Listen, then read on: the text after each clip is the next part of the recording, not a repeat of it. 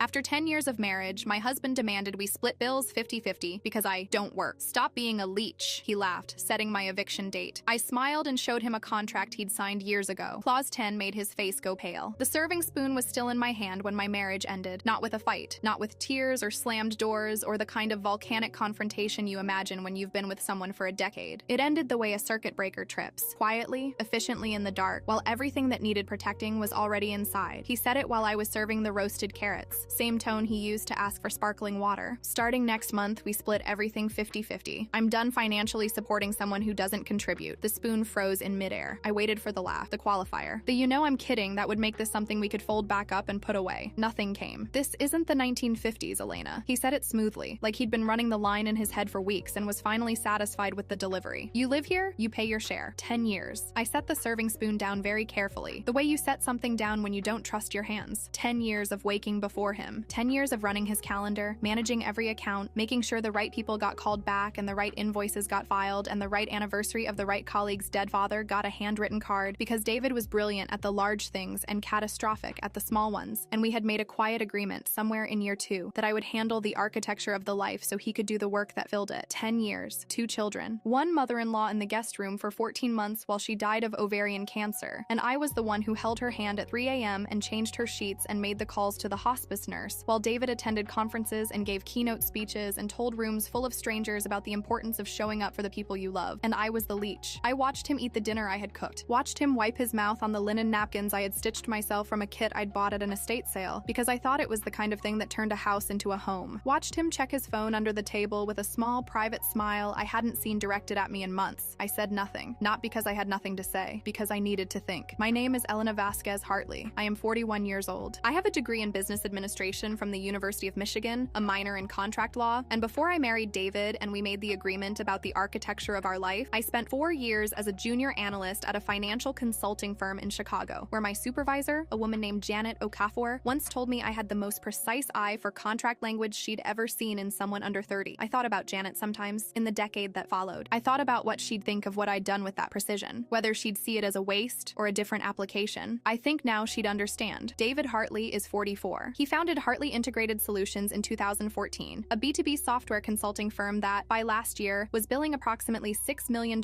annually and had been written about in 3 regional business publications and 1 national podcast that David listened to on repeat for 2 weeks after it aired. He is tall, charming, and extremely good at being in rooms with powerful people. He has a handshake that communicates competence before he says a word. He remembers names. He sends thank you notes, or rather, I sent thank you notes in his name, on cardstock I ordered from a boutique printer in Portland in his handwriting style, which I had studied for long enough that most people couldn't tell the difference. That detail matters. Remember it. In the early years, we were a unit. He built the company, I built the infrastructure around him that made building it possible. I was not in the office. I was not on the org chart. I was the person who made sure he arrived to important meetings having slept, having eaten, knowing the names of every person in the room and 1 personal detail about each of them. I was the reason his calendar didn't double book and his contracts got read before he signed them. He handed me everything to read before he signed it. He always said, "Handle the boring legal stuff. You're better at it anyway." I was. I want to be very clear about that. I was. The first sign, if I'm honest with myself, was 18 months before the carrots. David had always been on his phone. That was normal. He ran a company. He had clients. The phone was an extension of the work. But there is a difference between the distracted inattention of someone who is busy and the particular quality of attention someone gives a screen when it contains something they want to protect. I noticed it in November of the year before last. We were at a dinner with the Garcias, our neighbors, people we'd known for 6 years, and David laughed at something on his phone and then angled it away from the table in 1 smooth motion that looked casual and wasn't. I told myself it was a client. In February, I found a receipt in his jacket pocket, a reflex habit, checking pockets before dry cleaning, for a restaurant I didn't recognize in the West Loop, dinner for 2, a bottle of wine that cost more than he'd ever ordered for us. I told myself it was a client dinner. He had a lot of those. In April, our daughter Sophia asked why Daddy was always tired on Wednesday nights, and I heard myself explain about work stress and project deadlines in a voice that was completely steady, and I thought, I am a very good liar, or I was a very good person who had learned to lie to herself, which is worse. In June, I noticed our joint account was running lower than it should have been, given what I knew about our expenses. I tracked it to a series of ATM withdrawals, cash, specific amounts, every 2 to 3 weeks. Not alarming individually, alarming as a pattern. I said nothing. I tracked it in a spreadsheet I kept in a folder on my laptop that was not connected to our shared cloud storage. I had been doing that kind of quiet documentation for about 4 months when he made the announcement over the carrots. I did not sleep well the night of the carrots, despite what I told myself I would do. I lay in the dark next to David, who fell asleep with the ease of a man who has decided something and feels resolved about it. And I ran the mathematics of my situation. No income for 10 years, no formal employment record. The mortgage was in his name. The car leases were in his name. My name was on the joint checking account, but not on the business accounts, because early on we had agreed it was cleaner for tax purposes to keep them separate. And I had agreed to that because I trusted him and because I was 29 and thought trust was the same as security. It is not the same as security. I thought about the kids. Mia, 8. Sophia, 11. I thought about what the next 6 months would look like if I had no legal claim to the financial infrastructure I had spent a decade building around another person's career. Then, at 2:47 in the morning, I remembered the folder. The blue one. The one in the floor safe in the home office, in the back behind the passports and the homeowner's insurance paperwork. The one that had been sitting there for 8 years, which is how long it takes for a piece of paper to become invisible even to the person who knows it exists. I got up. I went to the office. I opened the safe. The year David founded Hartley Integrated Solutions, his personal credit was in the mid-500s from a failed previous startup, a detail he managed with such deliberate minimization that most people who knew him then had forgotten it, or perhaps never fully registered it to begin with. He needed a loan to capitalize the new company, the kind of loan that requires a guarantor with clean credit and demonstrable assets. I had both. I had an investment portfolio from before the marriage, approximately $340,000, built from years of careful saving during my consulting career, and a modest inheritance from my grandfather. I had a credit score of 791. I had, in other words, exactly what was needed. He asked me to co-sign. I did. And because I was the one who handled the boring legal stuff, because I was better at it anyway, I was also the one who sat in the attorney's office and read the operating agreement before he signed it. All 47 pages, including Clause 10, Section B. I had flagged it at the time. I had said, you should know what this means. David had said, you handle it, you're better at this than I am. The attorney, a man named Gregory Walsh, had explained the clause, and David had nodded in the way he nodded when he was listening to something he considered below his attention threshold. It was a standard deferred participation clause, Walsh had said, boilerplate for co-signed corporate agreements, triggered only under specific conditions. The probability of those conditions being met was extremely low. The conditions: a material change in the financial arrangement between the co-signer and the primary borrower. The outcome: the co-signer assumes 50% of the voting shares of the company, non-negotiable, immediate. A material change in financial arrangement, like for instance, a husband informing his wife over roasted carrots in the same tone used to request sparkling water, that she would be required to fund her own existence in the home she had spent 10 years building around him. I reread the clause 3 times under the desk lamp. I read it a 4th time. Then I closed the folder, walked back to bed, and slept for 8 hours, which was the best sleep I'd had in 4 months. David announced at breakfast that we should see a mediator that week. Formalize the split, he said, pouring his dark roast coffee, not looking up from his phone. I've already talked to someone. Very reasonable guy. Works with couples in transition. Perfect, I said. He looked up. Something in my tone, the complete absence of distress, did a thing to his face. A small recalibration. He'd been expecting tears, or anger, or the particular pleading that made people easy to manage. My calmness was data he didn't have a place for. Good. I made 3 calls that morning while the kids were at school and David was in his office. The first was to Margaret Chen, a corporate attorney with 20 years in contract law and equity disputes, whom I had found through Janet Okafor. Yes, I had called Janet, who had taken 30 seconds to say, Elena, you need Margaret, and then sent the contact before we'd even finished the sentence. I explained the situation. I read Margaret the text of Clause 10, Section B. There was a pause. Do you have the original executed agreement? Yes. Certified copies of all the financial transfers from your personal accounts during the first 2 operating years? I had those too. I had been the one who made them. I had records of everything. Elena, Margaret said in the measured tone of someone who does not overstate things, I want you to come in this afternoon. The second call was to our shared accountant, Robert Feynman, CPA, who had done our personal and business taxes for 7 years and who had, in that time, developed a very clear picture of the financial architecture of our household. I told him I was initiating a comprehensive financial transparency review in anticipation of asset division proceedings. He was quiet for a moment. Are we talking about the business accounts too? All drawers, I said. Robert made a sound. I'll need to pull some files. Take whatever time you need. The third call was to First Midwest Business Banking, where I spoke with a loan servicing specialist named Daniel Park about the status of the original 2016 co-signed business loan. I asked for certified documentation of the loan's full payment history and the original executed agreement on file. Daniel said he'd have it ready within 48 hours. Then I went to the grocery store and bought ingredients for a chicken piccata because I had decided that the last dinner I would ever cook in that house was going to be the best one. I spent the afternoon with Margaret Chen. Her office was on the 31st floor of a building in the Loop, and she had the specific organized quiet of someone who had spent 20 years sorting through financial disasters that other people had created and was no longer surprised by any of them. She read Clause 10, Section B. She read it again. She looked at my certified bank transfer records, $187,000 over 2 years from my personal accounts, documented to the dollar. He understood what he was signing? She asked. His attorney explained it. He was present. And you have the original? Original and 2 certified copies. please. Margaret leaned back. The clause is airtight. The trigger is the announcement of material change in financial arrangement. You can demonstrate that was made verbally and in writing. In writing? I placed a printed copy of David's spreadsheet on her desk, the one I'd found on his open laptop. My name at the top of the first column. Required monthly expenses she will cover. The impossible total. And at the bottom, in small clinical font, if she can't meet the threshold, she leaves the property. I placed the second tab beside it. A woman's name. Chloe. A larger apartment, higher floor, same building. Margaret looked at it for a long moment. He printed this himself, created it on his laptop. I have the file metadata. I had photographed the screen, then emailed the photo to myself from a secondary account, time-stamped. He used his company email to send a draft to an unrecognized address 4 months ago. The subject line was transition plan. Margaret looked at me the way people sometimes look at me when they've just recalibrated who they're dealing with. Elena, she said carefully, you've been building this file for how long? 4 months of documentation, 8 years of unconscious retention. She was quiet for a beat. Then she picked up her pen. Let's start from the beginning. That evening, I put 2 pieces of paper on the dining room table. No dinner, no placemats, no linen napkins. Just the blue folder, open, in the center. David came home at 6:47. I heard him set down his bag in the hall. Heard the specific pause when he walked into the dining room and saw me sitting there. He sat down slowly. What is that? I slid the first document across the wood. The operating agreement. Clause 10, Section B, tabbed with a yellow sticker. Clause 10, I said. Section B, the company operating agreement you signed 8 years ago. He glanced at it. The glance of a man who processes paper as a nuisance. That's just standard boilerplate. It's a deferred participation clause, I said. My voice was very quiet. Quiet gets more attention than volume. I had learned this in 20 years of being in rooms with people who were louder than me. If the terms of our financial arrangement significantly change, the original guarantor receives 50% of the voting shares. Non-negotiable. He looked up. That's not what my attorney— You didn't read it, I said. You handed me the pen. The room was absolutely quiet. I placed the bank transfer records on top of the operating agreement. Every payment I had made during his 2 unprofitable years. Highlighted, dated. Certified by First Midwest Business Banking, where Daniel Park had, as promised, prepared the documentation in 48 hours. $187,000 over 22 months. Each transfer annotated with its purpose in my handwriting, because I had written notes on every significant financial transaction since the beginning of our marriage. The way you annotate something you suspect you will need to explain someday. David's face had started doing something. Not crumbling. Not yet. Tightening the way it tightened before a fight. The jaw setting, the eyes going flat and calculating. I placed the third document, his spreadsheet, printed cleanly. My name in the first column. Chloe's name in the second tab. His face stopped tightening. He looked at the spreadsheet for a long time. How did you— You left your laptop open, I said simply, and you used your company email for the transition plan. Robert Feynman has already flagged 3 Hartley business accounts that contain transactions he was not previously aware of. He's filed an amended disclosure with your corporate attorney's office. He hadn't known about Robert. I could see him calculating the legal exposure, the timeline, the question of how much I actually had and how much I was implying I had. I want to be precise here. I had enough. I was not bluffing. Elena, he said. His voice had changed completely. The smoothness was gone. Something underneath it. Something raw and a little panicked. If you execute that clause, the company goes into mandatory equity restructuring. The current investors will be notified by Margaret Chen's office tomorrow morning, along with a copy of the original operating agreement and the documentation of the trigger conditions. I paused. Margaret is at Chen & Associates. 20 years in corporate equity. She's very thorough. He stared at me. You were planning my eviction, I said. You built a spreadsheet. You scheduled my removal the way you schedule a software migration. Silence. The particular silence of a person who has been caught not in a moment of passion or weakness, but in the cold, organized architecture of a plan. That kind is worse. It takes longer to come back from for the person it's directed at. I had come back from it. I had had 4 months. Elena, listen to me. You assumed, I said, that because I was quiet, I didn't understand the game. His face had gone the color of old paper. I handled every document that came into this house for 10 years, I said. Every contract, every clause, every loan you handed me to read because the boring legal stuff was beneath you. I let that sit for a moment. I read all of it. I understood all of it. And 8 years ago, when you handed me the pen and asked me to put my savings on the line for your company, I signed an agreement that protected my position in that company if you ever decided to remove me from this life. His voice dropped to a whisper. If you execute that clause, I'm ruined. I looked at him. 10 years. His mother's hand in mine at 3 a.m. Sophia's first day of school, which he missed because of a client meeting he hadn't needed to take. Mia's surgery for the tonsils, the waiting room, the forms I filled out alone, the thank you notes in his handwriting, the career I had paused, and then, somewhere in year 5, simply stopped returning to, because the architecture of our life had become a full-time occupation, and there weren't enough hours. I looked at him the way you look at someone you have finally, completely figured out, not with anger. Anger had somewhere to go. This was something colder and cleaner, and in its way, more final. That's not ruin, David, I said. I folded my hands on the table. That's just equality. Here is what happened in the weeks that followed, because I know you want the specifics. Margaret Chen filed the formal notice of clause execution 3 business days after the dinner table. Hartley Integrated Solutions Solutions entered mandatory equity review within the week. David's primary investor, a firm called Carver Capital, was notified by their own legal team, independently of Margaret, because Robert Feynman's amended disclosure had already reached the firm's accounting contacts and requested a full audit. The audit found three things. The first, approximately $94,000 in business account disbursements over 16 months that had been classified as client entertainment but were not documented as such. Some of those disbursements corresponded to the ATM withdrawals I had tracked in my private spreadsheet. The second, a secondary holding company that David had established 18 months prior, into which a portion of Hartley Integrated's billing revenue had been redirected. It was technically legal. It was also, as Margaret put it in her brief, a textbook illustration of undisclosed financial separation in an ongoing marital estate. The third, the secondary holding company had a co-owner. Her name was Chloe Reeves, the woman in the second tab, the higher floor. I want to be clear, I did not feel vindicated by that. I felt something more complicated, the particular heaviness of being right about a thing you desperately wanted to be wrong about. It sits in your chest like a stone. It doesn't feel like winning, but it mattered, legally. It mattered very specifically and very practically to the settlement. David's attorney, a man named Stephen Krause, 15 years in family law, who called Margaret 3 times in the first week with increasingly urgent tones, attempted to argue that the clause execution was a retaliatory maneuver designed to leverage the divorce proceedings. Margaret submitted as Exhibit C a time-stamped photograph of the spreadsheet on David's laptop, dated 4 months before I had spoken a single word to any attorney. He had moved first. I had simply prepared. The clause stood. The settlement was completed in 4.5 months. I will not give you the specific numbers, because they involve confidentiality provisions that I agreed to in exchange for things that mattered more to me than the satisfaction of disclosure. What I will tell you is that Mia and Sophia have a home, and it is the home they've always known, and neither of them had to change schools. That was the only number I negotiated on. Everything else was secondary. I want to say something about the 10 years, because I've spent a lot of time with them since all of this happened, and I think they deserve more than being framed as a cautionary tale. I do not regret making the agreement. I do not regret the architecture. I believed in what we were building, and for a long time, for most of those years, I think David did too. People change inside structures that serve them. They forget what the structure cost to build. They start to see the architecture as natural scenery rather than labor. I think that's what happened. I'm not certain. I'm not sure it matters. What I know is this. I was never invisible. I was never the background. I handled every document that came into that house because I was genuinely better at it, and I knew it. And for a long time, that was its own form of satisfaction. The quiet satisfaction of being excellent at a thing in a room where no one was watching. He handed me the pen 8 years ago and called me brilliant. He was right. He just forgot. 2 months after the settlement finalized, I had coffee with Janet Okafor at a place in the West Loop that has a very good cortado and tables far enough apart that you can have a real conversation. She asked me what I was going to do next. I had been thinking about this. I had, in the week since the dinner table, been doing a thing I hadn't done in a decade, sitting with my own preferences, asking myself what I wanted as a terminal goal rather than an instrumental one. I'd applied to 3 positions, one at a financial consulting firm, one at a boutique contract law office that worked with small business clients, one that I will not describe here because it's still in process. You'll be good at all of them, Janet said. I know, I said. She raised an eyebrow. I have been very patient, I said, for a very long time. I'm done being modest about what I'm capable of. She laughed. It was a real laugh, the kind that tells you a person is genuinely pleased. I drank my cortado and watched the street outside the window. A Tuesday in March, gray and ordinary and completely mine. He had assumed my quiet was emptiness. He had assumed the woman who handled the boring legal stuff had no understanding of the game. He handed me the pen. I signed. And when he forgot what brilliant looked like, I reminded him.